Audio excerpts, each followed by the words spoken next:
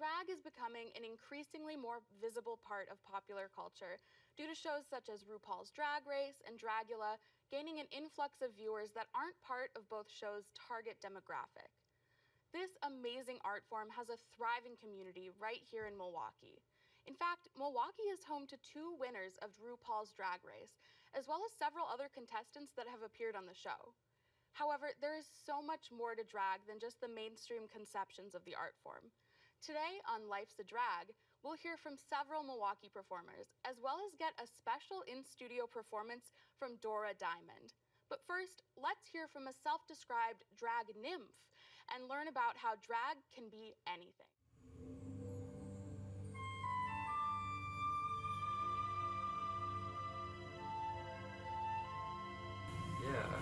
I started drag. I was interested in makeup um, starting in high school, but I grew up watching Drag Race with my family, and I was kind of at a point in college where I just didn't really know what I was doing.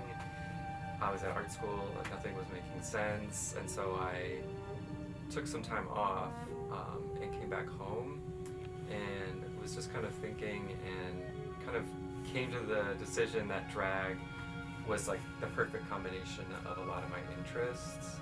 So yeah, I just, when I got home, decided to bite the bullet and perform. Goofy to me is like an elf. She's like almost like a ethereal kind of being. That's kind of my aesthetic, is sort of kind of like the sort of dark, but sort of like ethereal and pretty, but kind of mysterious. Like someone who looks evil, but like you're like still in like what's going on there. I love fashion. I like to be kind of fashion forward. Of drag too. Right. Yeah. I think about maybe a year before I really started doing drag, I came out as non-binary because it just made sense to me. I was kind of like realizing I don't really identify as a man and I don't really identify as a woman. Drag for me is kind of like just a way of extending my expression of my gender, a fun way to kind of play with how I can present myself.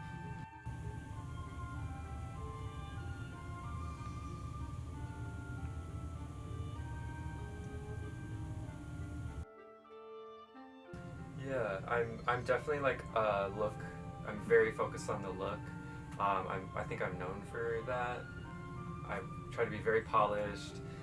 When I can, I like to make my looks and have basically just like a whole concept. So I think when it goes to performing, I'm not like the best dancer and I'm not the best like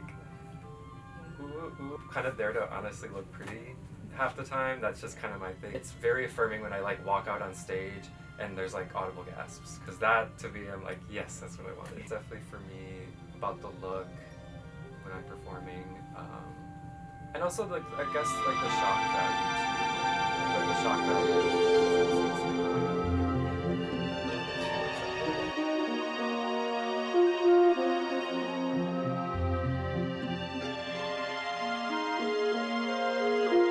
I feel like very like-minded with Jada in that we're both perfectionists. We're both like very work-oriented. So it just feels like a very comfortable fit for her. And honestly, just getting to meet her and become just really good friends with her, it kind of just makes all of my dreams more tangible. Because I'm like, wow, I can actually do this. Like I can make something like this.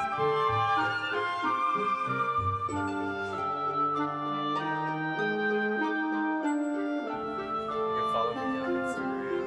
That's fine.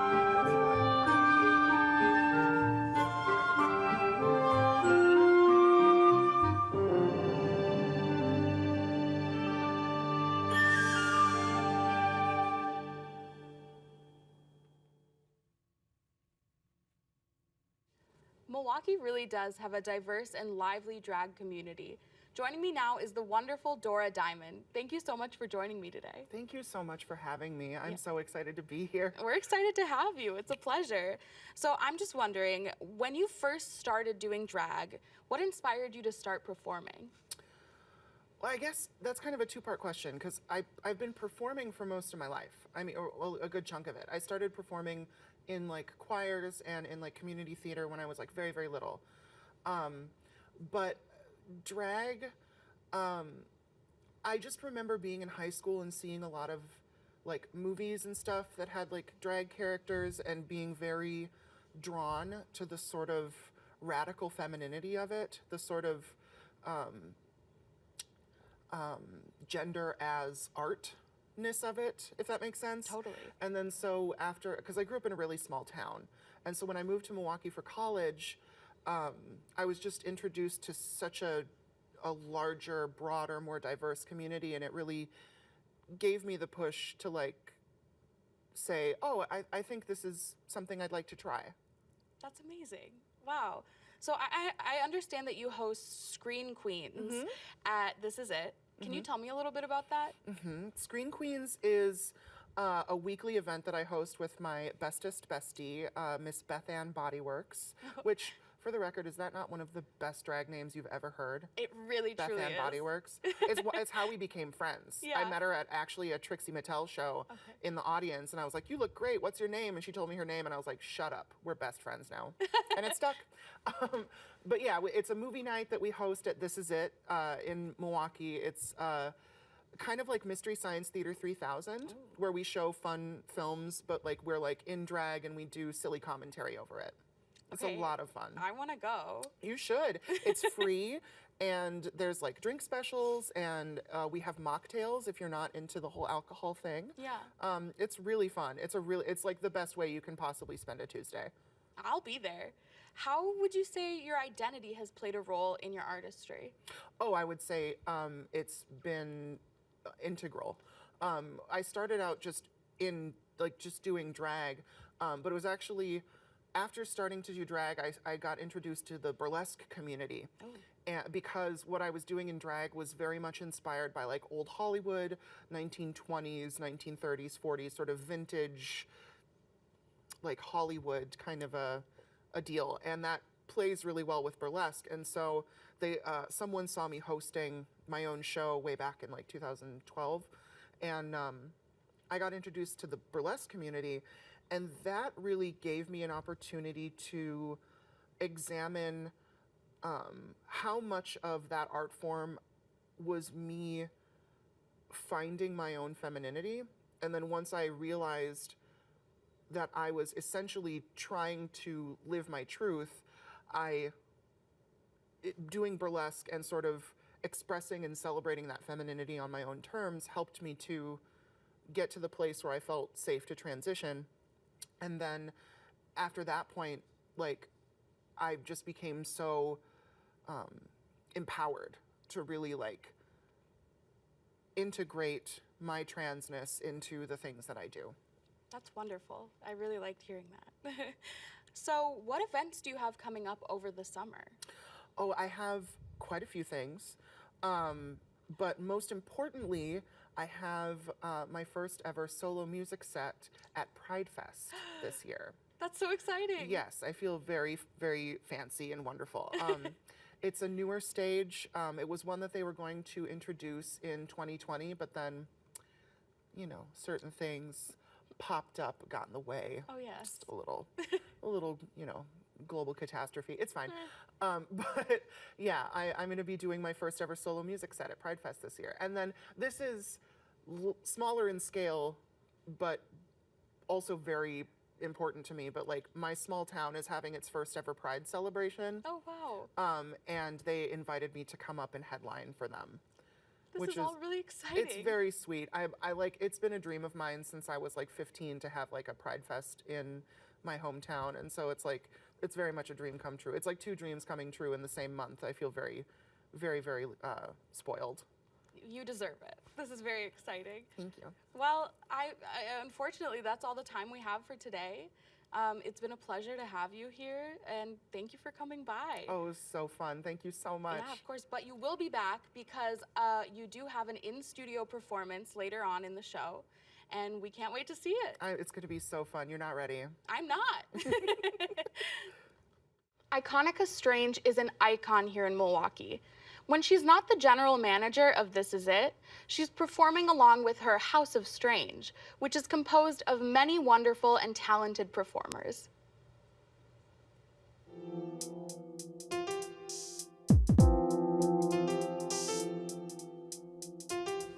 I think I started drag late 2016. I went to Pride Fest for the first time. I was still like deeply, in the closet. I didn't know that I would be here 6 years later. I went to Pride Fest for the first time, and I saw this queen named Savannah Westbrook, icon Betty Boop, and I was just like, I was encapsulated by it. I was like, I want to do that. I looked up there, I was like, I want to do that. When I first started, I think it was a lot harder. There was a lot less variety of queens, there were a lot less queens. There was and a lot more standards and expectations of you as a brand new queen. I think nowadays it's more comfortable and everything's a lot more free and it's a lot more accepted. One thing that we are always doing our best to uphold is one thing that we always accept everyone. We give everybody their chance and their shot. I think that's a lot different than I've experienced growing up in this community here in Milwaukee. And also that This Is It is always trying to beat their own expectations. So we're always growing, always doing things like if we're going to raise the pay up, just to make sure the queens can, make more money, or if we're going to build a new stage, just make sure we have something, that's really nice for queens to perform on. This is strange. It came because I was like, what do you name your new show? It's my first show I've ever gotten that someone's given me an opportunity. I'm like, what do you name it? So I'm like, House of Strange. It can encapsulate anything I want because it's technically my house, right? It can change from, I've had comedy shows, I've had roasts, I've had celebrity impersonation things. It's my house. I want people to have fun in it. I want people to be willing to accept that. You have no expectations when you come to a House of Strange show. It's a madhouse. With me in particular, I've not always been the most quiet queen or the most queen that won't speak up and won't speak out, even though it hinders my bookings or my friendships or my business ventures. Being a person of color, it was a struggle for a long time between, do I speak up? How do I speak up? When do I speak up? And then if I do, and when I do, am I ready for all those consequences? Because I've noticed as a person of color, it doesn't matter what you're speaking out against, it's about you speaking out. And that becomes more of the issue rather than the context of what I'm saying.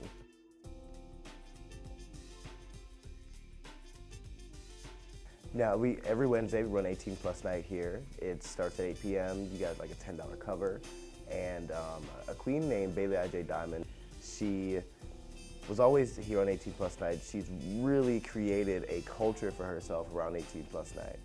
We have something called Ungodly Gossip Live with Anya Nees and Rachel Slurs from Chicago. These are crazy kooky queens who come with banter, they come with a lot of laughs.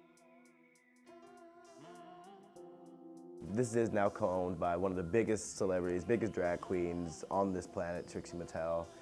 Jada Essence Hall, winner of season 12 of RuPaul's Drag Race, is from Milwaukee. James Mansfield, season 9. These queens are bringing Milwaukee on the map.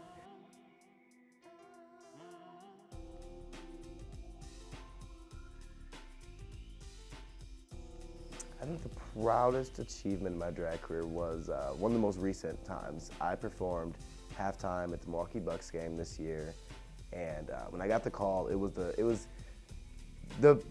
I jumped for joy. It was the biggest opportunity I've ever had. I don't know what, 10, 15,000 people watching you perform. Granted, half of them didn't really know what they were looking at, but that's okay. It's something I'll never ever forget. The experience was fantastic. Definitely the highlight of my drag career so far. Wow, Iconica and her House of Strange are all immensely talented. In person, I have with me someone who is no stranger to performing with the House of Strange, Coco Monet. Thank you so much for being here. Thank you for having me. Yeah, it's our pleasure. We're excited. So, could you tell me a little bit about how you got your start in drag? Well, about 5 years ago, which is this year's my 5th year anniversary, I was in Dick's Drag Race and I was first runner-up. Congratulations. And that also came along with some bookings for the bar. And then once people see me perform at that bar, then I just start getting booked everywhere else. How would you say that being a person of color influences your artistry?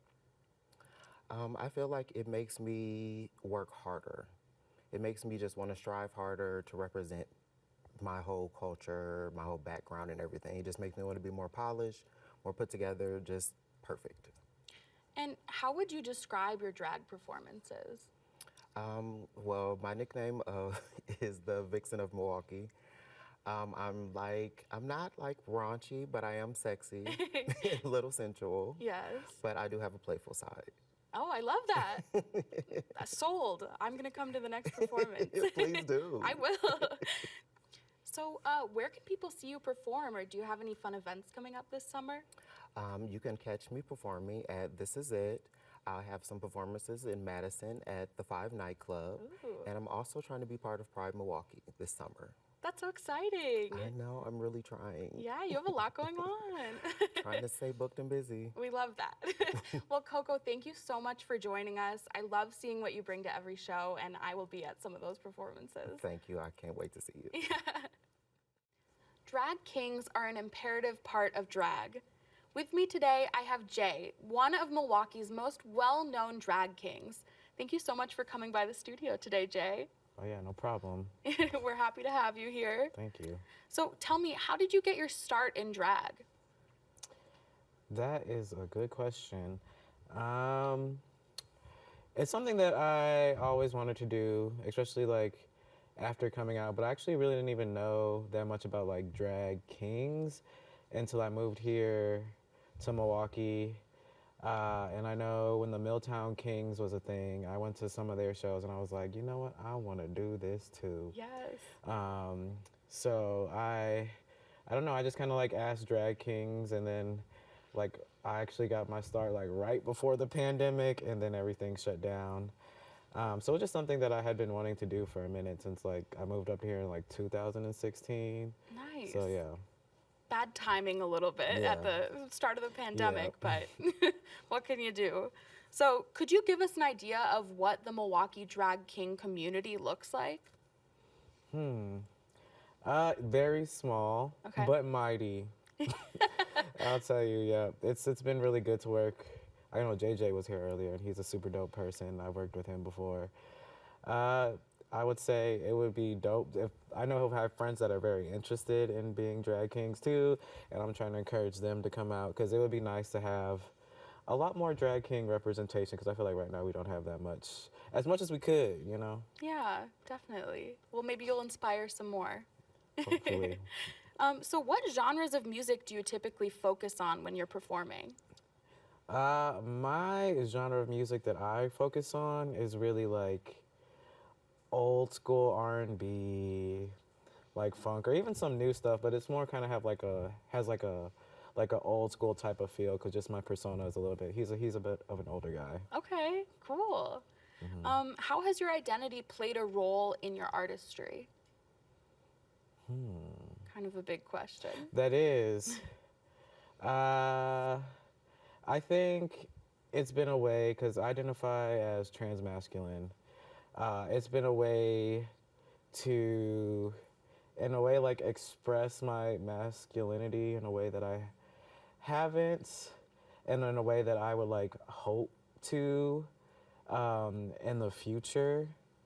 I don't know, it's just a way to like get more in touch with my masculinity, and I want it to be more of like a healthy masculinity that I have like with myself and how I like portray myself on the stage. Yeah, that's a great answer. So Jay, where can people see you perform, or do you have any fun events coming up this summer? Yes, I have some performances later this month. And I really want to perform at Pride, so hopefully you'll see me at Pride this year. Yay, that would be so exciting. I hope so. Yes, I'm excited for it. Well, Jay, thank you so much for coming and joining us in studio today. It was a pleasure to have you here. Yes, for sure. Thank you for having me. Yeah, of course. And I cannot wait to attend an All Kings drag show right here in Milwaukee. Yes, it's worth it, for sure. Speaking of an All Kings drag show, joining us now, we have JJ O'Rider, host of the All Kings drag show. How are you doing, JJ? I'm doing good. A little tired, but good. Yeah, well, we're happy to have you here. Thank you. I'm excited to be here.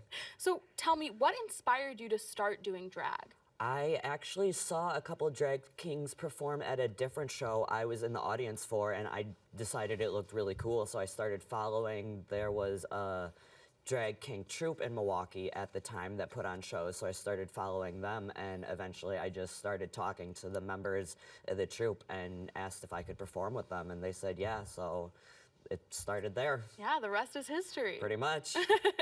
Well, I know you host some shows at This Is It. Yes. Can you tell us a little bit about the shows you host? So the first show I hosted was actually a benefit show for me. I had some gender-affirming surgeries that I was raising money for. So that was the first show about a year ago. And then I have one show coming up in April that's an all-king drag show. So very excited about that. That's so exciting. Yay.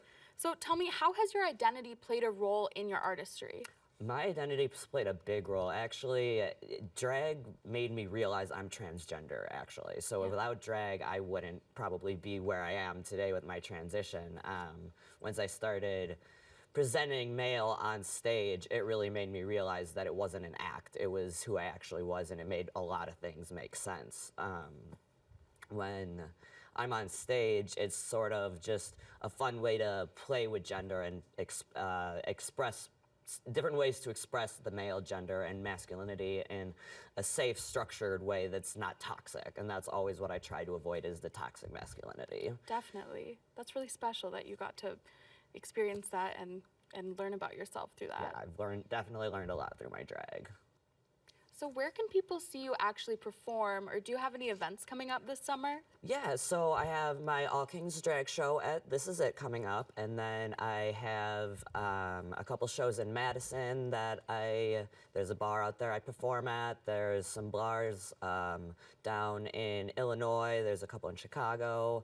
And I'm actually going to be performing at Milwaukee Pride this summer. It's a all-king drag show there as well, so very excited about that. I did it last year when they did the Pridetoberfest in the fall, and it was so much fun. So I'm very excited to do it again. It'll be a really good time. I love that. That sounds so exciting. Yes. I'll be there. All right. Well, JJ, we really appreciate you joining us here today. Thank you. I'm so glad to have been here. And I cannot wait to see all of your hosting talents. I'm nervous, but I think it'll fun. be great. Oh, thank you. Unfortunately, that's all the time we have, but thank you so much for stopping by today. Oh, well, thank you so much for having me. I appreciate it. Yeah, of course. Getting a look at just a few of the many talented drag artists here in Milwaukee has been an absolute treat. However, getting out and supporting local drag, not only here in Milwaukee, but wherever you may be, is so important to growing the art form. And finally, let's give it up for Dora Diamond, who is back performing her original song, Lakeshore Drive. Take it away, Dora.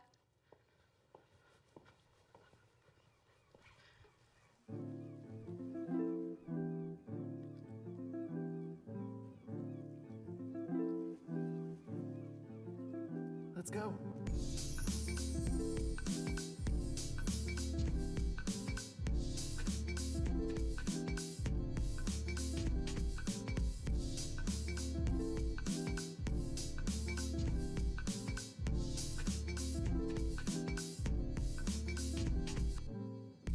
I got too much on my mind. It feels like all I got is time.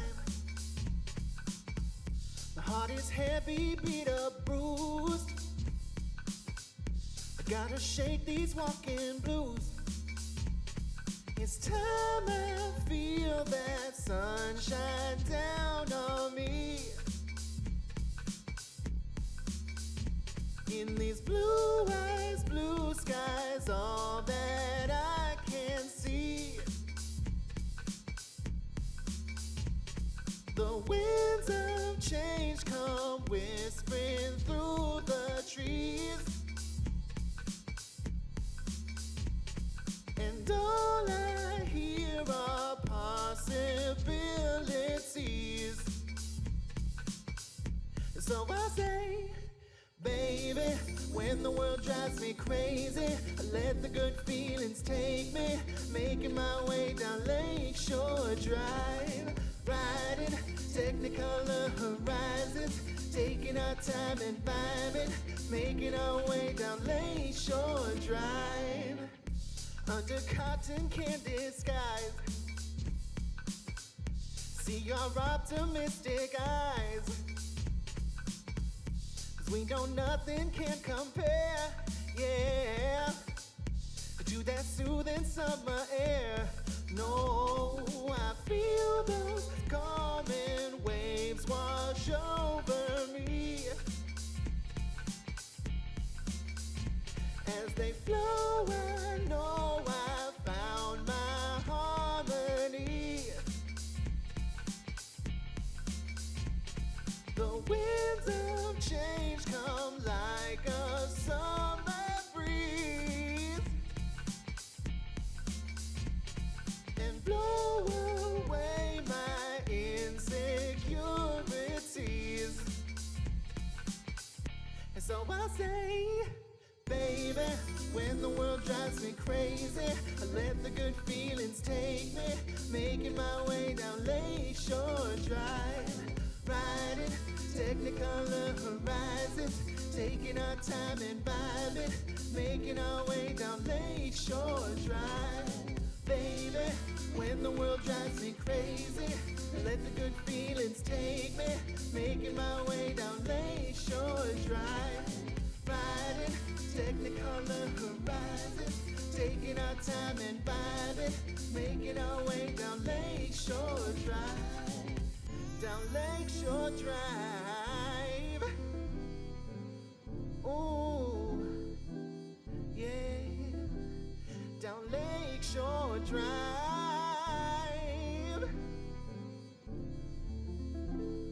Ooh,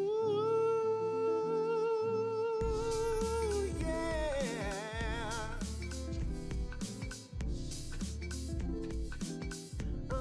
Oh.